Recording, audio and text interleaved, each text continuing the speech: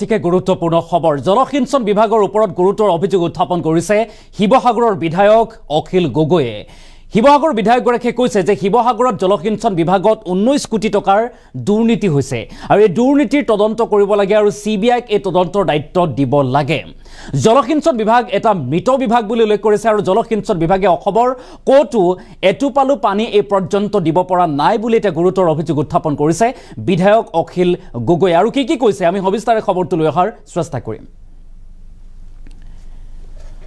মন্ত্ৰী অশোক সিংহালৰ বিভাগত ব্যাপক দুৰ্নীতিৰ অভিযোগ উত্থাপন কৰিছে এতিয়া বিধায়ক অখিল গগৈয়ে ভুৱা বেংক গ্যাৰান্টিৰে 19 কোটি টকাৰ আত্মসাৎ কৰাৰ অভিযোগ বিধায়কগৰাকীৰ আৰু শিৱসাগৰত জলসিঞ্চন বিভাগত দুৰ্নীতি কৰিছে ঠিকাদাৰী প্ৰতিষ্ঠানে 19 কোটি টকাৰ দুৰ্নীতি কৰাৰ অভিযোগ মন্ত্ৰী অশোক সিংহাল আৰু বিভাগীয় অভিযন্তাক হুংকাৰ দিছে হকিয়নি দিছে এতিয়া বিধায়ক অখিল গগৈয়ে মন্ত্ৰী অশোক সিংহাল আৰু বিভাগীয় অভিযন্তা হুদাই এৰা নহব বুলি হুংকাৰ দিছে বিধায়কগৰাকীয়ে অসমৰ জলসিঞ্চন বিভাগটো এটা মৃত বিভাগ বুলি উল্লেখ কৰিছে বিধায়ক অখিল গগৈয়ে আৰু জলসিঞ্চন বিভাগে কাৰ্যত কোনো পথাৰতে এটুপালু পানী দিব নোৱাৰে কোনো পথাৰতে এটুপাল পানী পৰ্যন্ত দিব পৰা নাই বুলি উল্লেখ কৰিছে অসমৰ জলসিঞ্চন বিভাগক এটা বগা হাতীৰ সৈতে তুলনা অখিল গগৈ জলসিঞ্চন বিভাগে শিৱসাগৰতো এটুপালু পানী দিব নোৱাৰিলে বুলি এতিয়া মন্তব্য কৰিছে বিধায়কগৰাকীয়ে শিৱসাগৰত জলসিঞ্চন বিভাগৰ 19 কোটি টকাৰ হৰাত কেতিয়াও মানি লোৱা নহব বুলি উল্লেখ কৰিছে 19 কোটি টকাৰ লুণ্ঠনৰ ওপৰত সিবিআই তদন্ত হওক মুখ্যমন্ত্ৰীগৰাকীয়ে সিবিআই তদন্তৰ দায়িত্ব অৰ্পণ কৰক বুলি এতিয়া মন্তব্য দাবী কৰিছে বিধায়ক অখিল গগৈ মন্ত্ৰী অশোক সিংহালৰ বিভাগত ব্যাপক দুৰ্নীতিৰ অভিযোগ উত্থাপন কৰিছে আৰু শিৱসাগৰত ভুৱা বেংক গ্যাৰান্টিৰে ঠিকাদাৰী প্ৰতিষ্ঠানে 19 কোটি টকাৰ হৰাত কৰাৰ জলসিঞ্চন বিভাগৰ 19 কোটি টকা হৰাত কৰা বা দুৰ্নীতিৰ গাফিলতি কৰাৰ অভিযোগ উত্থাপন কৰা পৰিলক্ষিত হৈছে আৰু হৰব হৈছে বিধায়ক অখিল গগৈ শিৱসাগৰত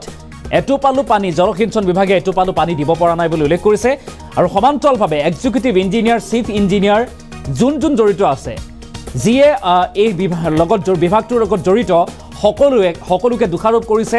আৰু সকলো যদি দুৰ্নীতিৰ জড়িত হৈ আছে তেনেহলে কাকো ৰেহাই দিয়া নহব হুদাই এৰা নহব বুলি হুংকাৰ দিছে এটা বিধায়ক অখিল গগৈ গুৰুতৰ অভিযোগ উত্থাপন কৰিছে অসম চৰকাৰৰ এটা গুৰুত্বপূৰ্ণ বিভাগ জলসিঞ্চন বিভাগৰ ওপৰত বিধায়ক অখিল গগৈ মন্তব্য আছে বিধায়কগৰাকীয়ে কি কৈছে আমি সেই মন্তব্য আগবঢ়াৰ চেষ্টা কৰিম ব্যাপক দুৰ্নীতি শিৱসাগৰত ভুৱা বেংক গ্যাৰান্টিৰে জলসিঞ্চনৰ 19 কোটি লুট ঠিকাদাৰী প্ৰতিষ্ঠানৰ ধনসিঞ্চনত পৰিণত শৰ্মা চৰকাৰৰ জলসিঞ্চন বিভাগ তথ্য সমৃদ্ধ অভিযোগ পোৱাৰ পাছতো নিৰ্বিকাৰ বিভাগীয় মন্ত্ৰী বৰমূৰীয়া আপোনালোকে সকলোৱে জানে যে অসমৰ জলসিঞ্চন বিভাগটো এটা মৃত বিভাগ আপোনালোক সকলোৱে জানে যে অসমৰ জলসিঞ্চন বিভাগে আচলতে কাৰ্যত কোনো পথাৰতে এক টোপালু পানী দিব নোৱাৰে কাৰ্যত বুলি এইকাৰণে কৈছো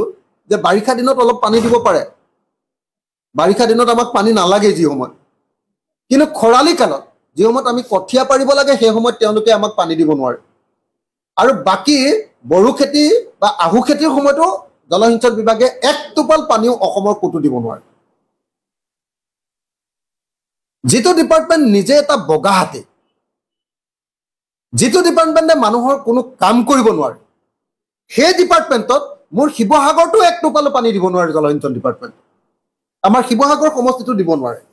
সেই শিৱসাগৰৰ পৰা যদি 19 কোটি টকা ঠিকাদাৰী প্ৰতিষ্ঠানে লুট কৰিব খোজে তেতিয়াহ'লে সেইটো কি মানি ল'ম বুলি ভাবা গৈছে নেকি কোনোবাই মই এই মুহূৰ্তত অসমৰ মুখ্যমন্ত্ৰী ডাঙৰীয়াক অনুৰোধ জনাইছো যে অচিৰে আমাৰ অন্তত শিৱসাগৰত হোৱা এই জলসিঞ্চনৰ লুণ্ঠন 19 কোটি টকাৰ লুণ্ঠনৰ ওপৰত সিবিআই তদন্ত ঘোষণা কৰক মই জলসিঞ্চন বিভাগৰ মন্ত্ৰী অশোক সিংহাল ডাঙৰীয়া জলসিঞ্চন বিভাগৰ চিফ ইঞ্জিনিয়াৰ এডিশনেল চিফ সেক্ৰেটাৰী আৰু আমাৰ এক্সিকিউটিভ ইঞ্জিনিয়াৰ শিৱসাগৰ ডিভিজনৰ তেওঁলোকক একদম স্পষ্টকৈ কৈছো